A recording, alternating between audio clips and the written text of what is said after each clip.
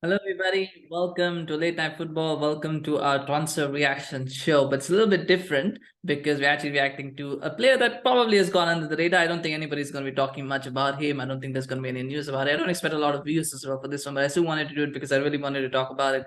And it's Axel Tuanzebe. Axel Tuanzebe is someone who I actually followed right from he was actually a top prospect right from the time when Louis van Gaal was Manchester United manager, which was now about 9 years ago, and he was touted as one of the next big things to come out of the academy. There's a lot of other players have been, there's a litany of players who were supposed to be big for Manchester United and never made it. But this guy, was still there's a lot of buzz around him at the time, and he was someone who was very special.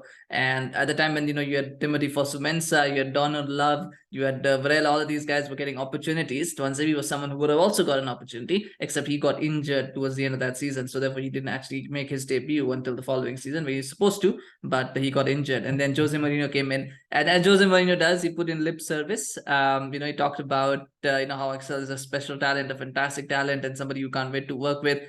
And then that was in preseason of 2014. No, sorry, 2016. That was in preseason of 2016 when he made those comments. And as it turns out, that was lip service. He never played him much. He didn't give him an opportunity. He played him maybe a couple of games in that Europa League run. Maybe played a game in the League Cup as well. I'm not sure. Maybe made a few minutes. But he didn't get much of a chance. Like most young players, never get a chance. He also didn't get a chance.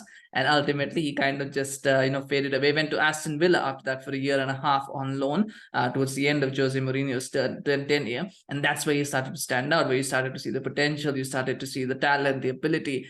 And, things were looking good. He comes back from loan. Solskjaer makes him a centre back ahead of Smalling. He's one of the reasons why Chris Smalling left was not just because Solskjaer wanted him to go, but also because he was basically told that Tuanzebe would be ahead of him in the pecking order, and Smalling didn't want to stay, and he left. And you really thought things were looking bright for him, and I had high hopes for him, of course, at that point, because he had done so well at Villa. There was a little bit of an issue with injuries, but you always get that as a young player because you're just starting out, you're playing a lot of games in the Championship. It's relentless. Villa were in the Championship in those days, of course. Now they're going to be in the Conference League, but through all of that, he came through, and then he played a few games. In 2019, he played a few games. Looked very good, by the way. Did had some very good games, some outstanding performances, and you really thought the sky was the limit. And then he got injured. Just as he was hitting his stride, he picked up an injury. It was a mysterious injury. I still, to this day, I don't know what happened to him, and nobody knows what the injury was or what happened to him. He kept getting setback after setback, and pretty much missed the whole of the season. Missed 3/4 of the season after he got injured. Just after that, he never played for that season again. And you just thought, well, is that the end of his career? And this is where the tragedy actually. See, the tragedy is not in that injury, because that injury happened and he came back from it.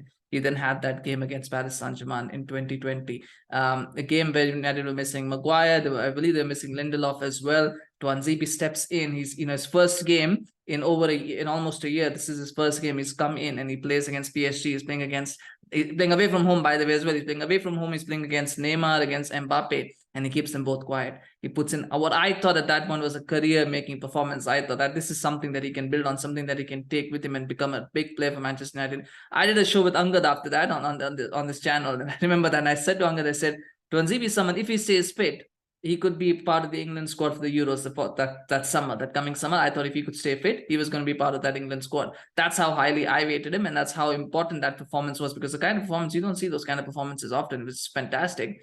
And then the next game comes, and he doesn't start that game. He doesn't start that game. He should have started that game. He doesn't start that game. And why he doesn't start that game? And I thought at first, okay, it's fine. He's just come back from a big injury. He's played 90 minutes against PSG. Maybe he's going to take it easy. That was a relentless season as well, by the way, 2020-21. It was a compressed season. There was all sorts of shit happening. So I was like, okay, that's fair enough. He doesn't want to start him. Doesn't want to start consecutive games. That's okay. So he doesn't start that game. Then Leipzig comes next. He doesn't start that one either. He doesn't start Leipzig. And I was like, what's going on? Why is he not? Is he injured? Something's happened. He's not injured. He's on the bench. He doesn't start him.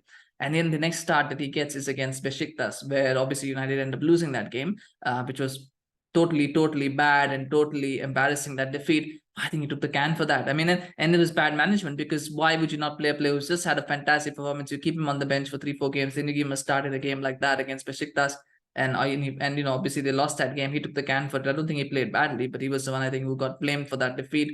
And then slowly he just starts to graduate. Never got to that level again. Never reached that level again. In and out of the side, in and out of the side, and out of the side. What happened also, that I think was interesting, was that I think in all his final season, second season,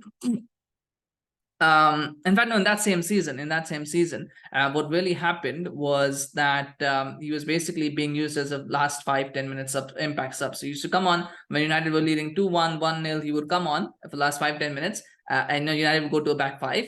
And it was basically to see out the game. And inevitably, I think in all of those games, if most of those games, but I think it was all of those games, but I'm not sure, maybe one or two he didn't, they would concede a goal. They would just concede a goal. It wasn't his fault, but they would concede a goal. Every time he would come on, United would go to back five, and then they would concede a goal. And it would be a draw or whatever, it would be a draw. Like they were winning, and they would concede a goal, and it would end up being a draw. And that was so unfortunate. And I thought, this is just unbelievable. Why this guy is having to come on every time? And it's, it's tough. No, you shouldn't really be bringing centre backs on like that. That just doesn't work in the modern game. You don't just do that. Like the last 10 minutes, you try to shut up shop and bring on and not make it a back five, but you just it was just sad to see. And it just, like I said, he never hit that level again after that game. There were a few good performances. He had a goal that he scored, which was taken out. The fact was that he could also play as a CDM, which United have been crying out for so long to get a proper CDM. And here was a guy who could do that role. He had a passing ability to do it. Maybe, again, I must, and he never got the opportunity. And again, I'm not saying that he was going to be a world-class CDM. I just meant that he was better than McTominay. He was better than Fred in that role, but he never got a chance to show it.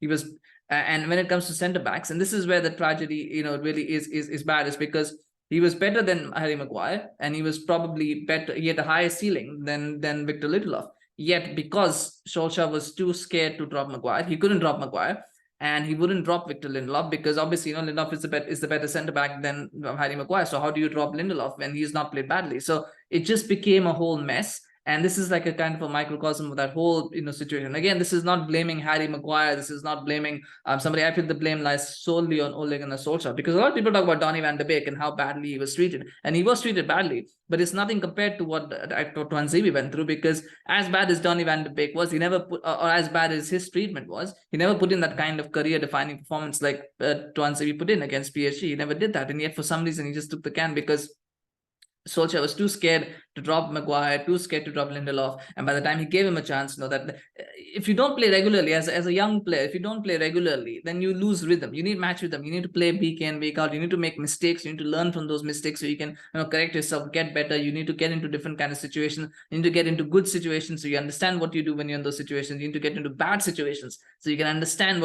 how you correct that. So that needs to happen. And you just have to see how Tyrell Malacia has come on this season, how Garnacho has come on this season. Both players have had ups, both players have had downs. But Ten Hag has used them pretty well, and that's the difference. Whereas with when Garnacho played well, it wasn't like he just went, oh yeah, okay, now you played one game, good, now go sit on the bench for like another 5 games and I'll play you again. No, he just consistently gave him opportunities, 30 minutes here, 20 minutes there. He gave him that time. It's a little bit more difficult for centre backs because obviously you can't change centre back pairings, and you shouldn't change them. In his case, I think he probably should have started a few more games, and he should have been rotated a bit more into the starting 11, because I really thought he could have done better. And he was not old, like he was older than Garnacho. I think he was already 22 by that point, 22, 23 by that point. So he was definitely older than Garnacho is now. So he was ready for first team football. It's just the manager didn't have faith in him, and sadly his career just whittled away. He had a few opportunities, I think, towards the end of the 2021 season when United went to that Europa League final, and he played a lot of games. Of course, Maguire, I think, was injured for that, and so he was coming in. I thought he should have started ahead of Eric Bailly. I thought he was better than Eric Bailly in the games that they played. But again, experience wins out. He played Eric Bailly instead of Tuanzebe. Bailly was, one of the culprits for that goal that Villarreal scored. So, again, this is not to say that Tuanzebe would have been some world-class centre-back if he had played every game. I just felt that he was never given a fair crack of the whip. So to speak, like he wasn't given a fair chance, and that's what saddens me. And I think by the time Ten Hag came in, I think it was a lost cause for this season. He has not played at all this season. I think he might have played for the reserves, but just been in and around the squad. Just nothing there. I mean, he's probably past it. And when you don't play for I think he's been there now since 2019. So he's been there 4 years. I don't think he's been played 50 games in those 4 years. So if you don't play, then you slowly lose that rhythm. Managers kind of just don't take notice. Your game doesn't develop, basically. And if your game doesn't develop, then the new manager coming in will not look at you. So it's sad, because I thought he had the potential to be something at Manchester United. A lot of players have that, and I thought he had that. Just never got a chance to show it, and that saddens me. And that's why I always say this. I said, whatever people might say about Donny van de Beek and how badly he was treated by Ole Gunnar Solskjaer, it is nothing. It's nothing compared to what happened to Axel Tuanzebe. Anyway, let's hope he goes somewhere and rebuilds his career. I don't think he'll ever be the player that he could have been. Which I thought he could have been in England international. In a starting centre back for England. I don't think he'll ever get there. But hopefully at least he'll have a decent, Premier League career or something of that sort. And that's all we can hope for. Anyway, all the best to him. Do smash like on this video if you enjoyed it. Do share your thoughts as well, about Axel Tuanzebe and about his career. I mean, there's others as well. Mengi now apparently, again, had a player that was really touted for big things, and apparently he's nowhere to be found as well. So it seems to happen a lot with Manchester United. The talented youngsters just go to, in so ways the drain, it goes down the drain. But anyway, share your thoughts. Thank you so much for watching. Do subscribe to our channel on YouTube. Follow us on Facebook, Twitter, Instagram. We always appreciate your support. We'll see you again for the next one. Take care. Bye-bye.